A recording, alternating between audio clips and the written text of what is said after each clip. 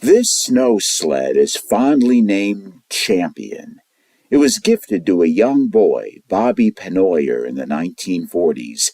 As were the times coming out of the Depression, the Pennoyer family was poor, and Bobby didn't get the rope to pull the sled until his birthday.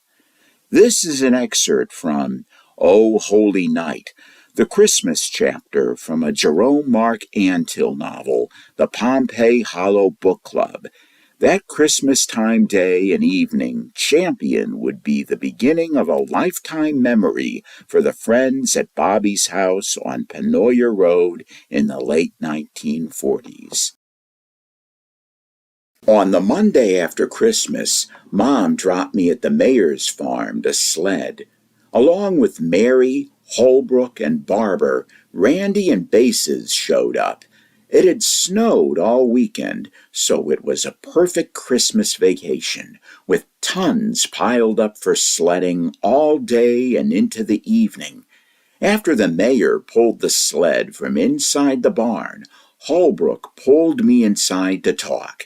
He gave me a neck hug and said nobody ever had a better friend ever in the history of the world. He told me he cried when he saw it all happen, for his mom, for his dad, for the family, and for him. Then he added, "But if you ever tell anyone I cried, I'll beat the crap out of you." "Our secret," I promised.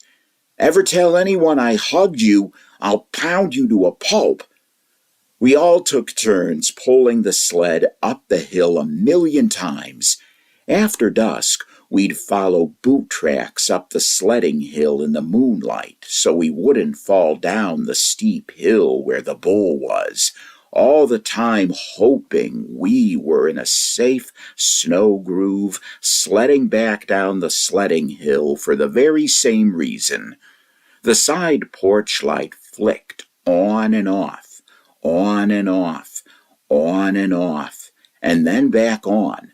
Bob said, "That's Mom calling us in." "My ears are frozen. All I can hear is a dog barking," I said. The porch light flicked off and on again. This time we all saw it. We let the sled slide down the steep hill on its own and walked down the sledding hill. It flew past the bull and under the barbed wire fence and into their snowy driveway. The mayor said, "I'll put the sled in the barn."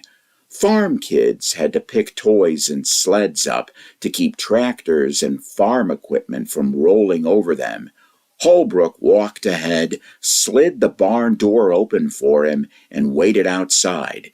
Inside the farmhouse, the mayor's mom told us to close the door behind us.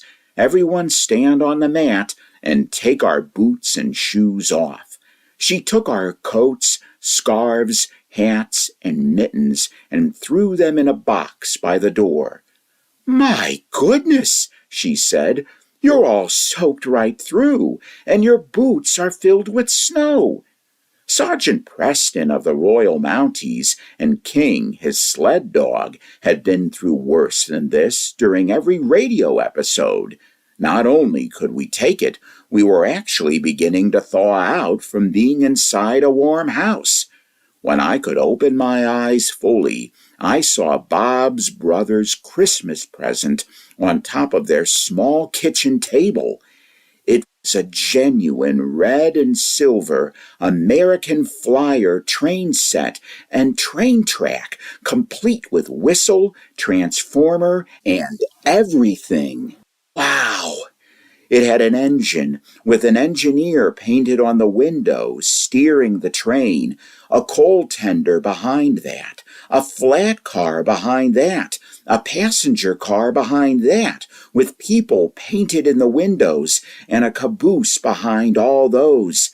It was the first time I'd ever seen a train set that wasn't in a department store Christmas window decoration. We all knelt on the floor around the kitchen table of this cozy little farmhouse, our cold cheeks resting sideways on the warm, light blue and white checkered oilcloth covering the table.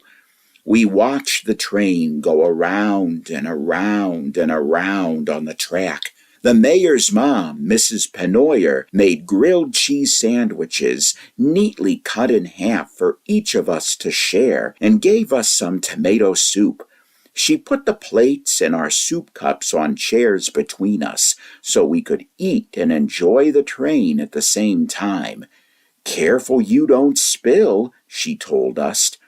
We slurped our hot tomato soup and ate our grilled cheese sandwiches in the warm, lingering glow of a wonderful 1949 Christmas passing through our lives.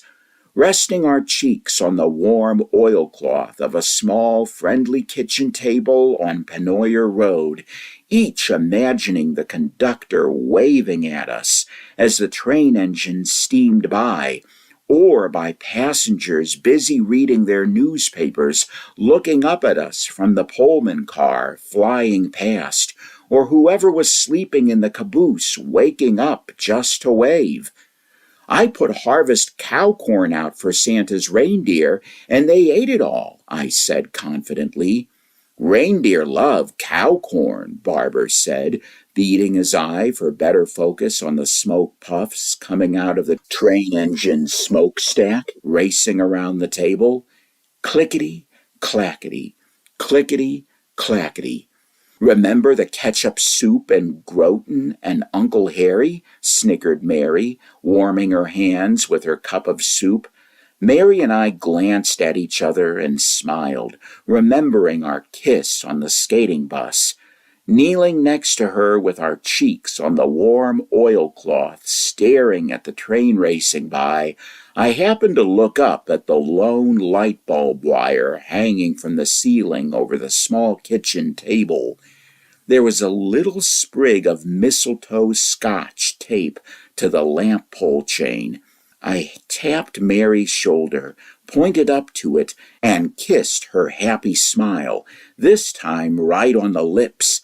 Her smile was my Christmas present. "How about our hiding the chickens and geese?" asked Randy. "Boy, did we ever stink." "Santa left me a new baseball," said Bases. "I got new shoes," said Barber. Clickety, clackety, clickety, clackety. "I wonder where it's going," whispered Mary. Holbrook had contentment in his eyes we hadn't seen in some time.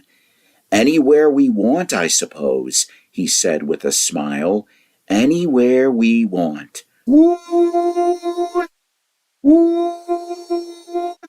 Woo!